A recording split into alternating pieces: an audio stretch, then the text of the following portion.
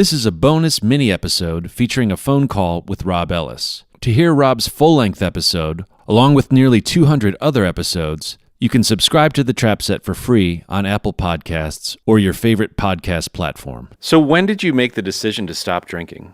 Well, it was about 2.5 years ago, basically. I something like that. And I was working a lot. I mean, I was producing. I was in the studio a lot, and I was burning the candle at both ends, basically, and crazily so. And and then at the end of the day, winding down with a drink. So you wind down with a drink, but because you have hardly any kind of downtime to wind down, have a drink, and then you're up early the next day, and so I think it really caught up with me, and it really started affecting my physical health. Mm-hmm. And to the point where I was really depleted by the end, by 2.5 years ago. So I was really physically just knackered, and went to the doctor, and he said, that's your problem. You got to, really you ought to cut it down, or preferably cut it out. And I said, I can't really. I mean, I'll do one thing or the other. So I decided to do the one thing, which is to cut it out. So that's what I've done, and it's been good, actually, really good. But I'm still kind of adjusting to the old stage fright, if you like. Even I'm in a studio this week. I'm still it's good. Or when I was in Paris doing that session, actually, over with Larry Klein. We were doing a recording it was working with Larry Klein for a Jacques Brel tribute album, and with some great artists, singers, Parisian-based, French-speaking artists, and working with someone like Larry Klein, it was kind of nerve-wracking, it was you're in Paris, it's a nice place to have a glass of wine, yes. But that's like, can I do this? And and actually it was fine. In the end, it was absolutely fine. And I found in my experience that nerve-wracking feeling is actually my inner compass pointing me in the direction where I should be going. The things that seem the most scary are often the things that are the most rewarding. Yes, that's right. I'm finding that more and more, but I guess I'm still adjusting to the fact that it's pretty scary doing a lot of this stuff without, being a little bit inebriated to take the edge off. So, well, what I picked up on when we spoke before is a couple things. I mean, one thing that you mentioned is that you wish your father would have been there to grab you by your collar and straighten you out. And then the other thing that you kind of alluded to is, a fractured relationship with your family and your ex-wife and your children that you've been mending. So first of all, I mean, what if there was a time that you wish your father would have grabbed you, or essentially what you're saying there is that you wish you had the wherewithal to kind of stop and change course. When would that have been? I think it's just a general. I think it just to kind of keep me, because it's the usual thing, classic thing. As you get older, you kind of realize that what's really kind of more important. There are more important things than your crazy composition that you've been working on all hours of the night and so on. And that's important, but that it's like it's getting things in perspective so that you do that, but don't neglect putting the kids to bed, or reading them a story or something, or you have time for that, I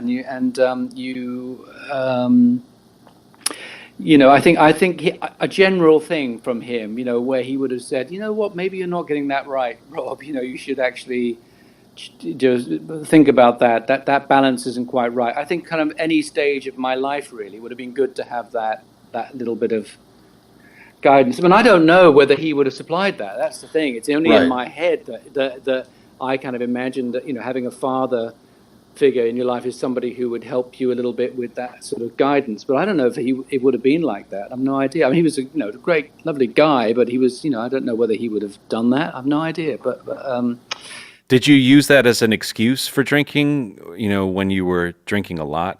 Yes, absolutely. Yeah. No, it's lots of self-pity there for sure. Yeah.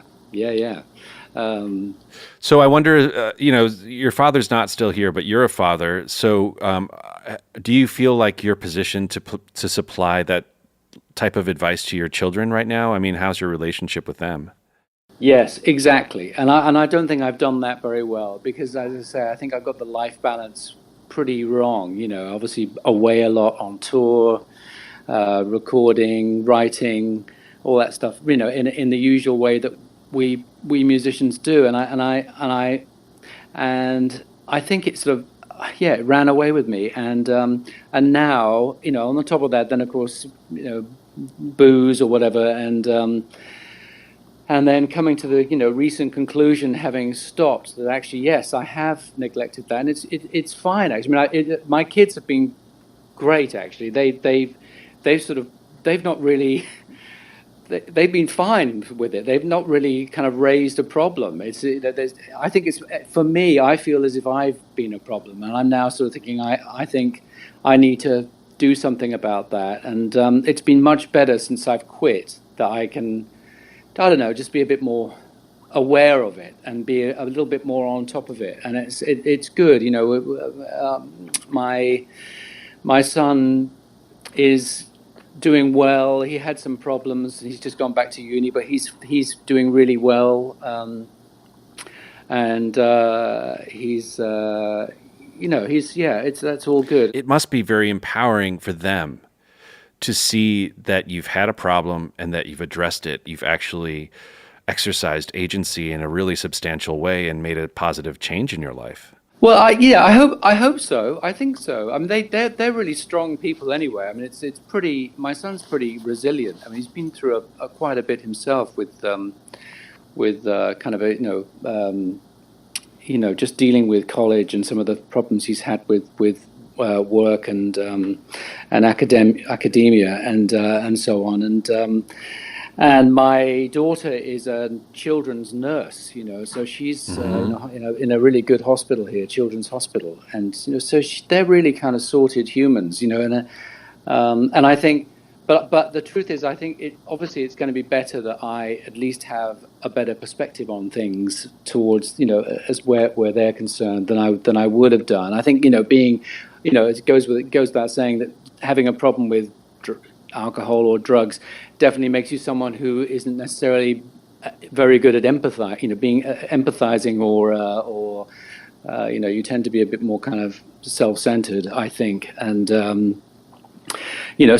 more sensitive, but not sensitive necessarily to other people, so much maybe. So maybe. So yeah, it makes it hard to connect with other people sometimes. Exactly. Yeah. Exactly. So yeah, that's all good. But I think that was really. I was worried after our chat, last time, that I just said all this stuff about I've had problems with this family things and stuff, and then I thought afterwards, oh God, I didn't, kind of, I don't know, anyone listening to it would think, what the hell is the guy on about? What's his problem? I think they wouldn't. I think that's all in your own mind for the most part. And right. Okay. But the thing is, I just want to make sure that you're happy with how the episode turns out, and having this additional information adds dimension to it for sure. So I appreciate it, and you're not this isn't unique. There have been several people that have asked to punch things in, or take things out that they wish they wouldn't have said, and sometimes I convince them to leave it if it's something interesting and vulnerable. But I want to make sure that you're happy with it. So anyway, I'll let you get back to your session, but let's talk next week. Yeah, okay, sure. When are you thinking of maybe of throwing this one out, Joe? Probably in a few weeks probably in 3 to 6 weeks. Okay. Yeah.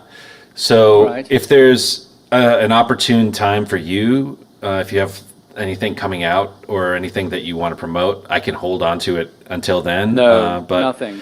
Oh well, no. Having said the Marianne's album, I think that's actually in about 3 weeks' time. So. Okay, cool. So if I can get a copy of that, an advanced copy, then I'll release it right when that album comes out, and then or maybe the following week, so that we're not putting out a track before it's officially out, and that way then we can kind of promote that. But I can't wait to hear that.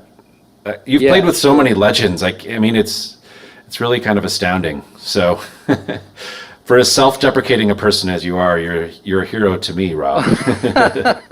Oh, thanks, Joe. That's really sweet of you, and I really appreciate that you took this extra time out. But I guess I still have a bit of a way to go, because clearly I'm still kind of oversensitive about things. So But that's okay. I mean, I don't know if the goal is not to be sensitive anymore, right? I mean, it's just right. it's more about just kind of accepting that that's who you are and not feeling bad about it. Sure. Exactly. Yeah. But anyway, Yeah. I'll let you get going and have a great session, and I'll speak to you soon. I can't All wait to right. check out your tracks too. All right, Joe. Yeah, let's speak soon.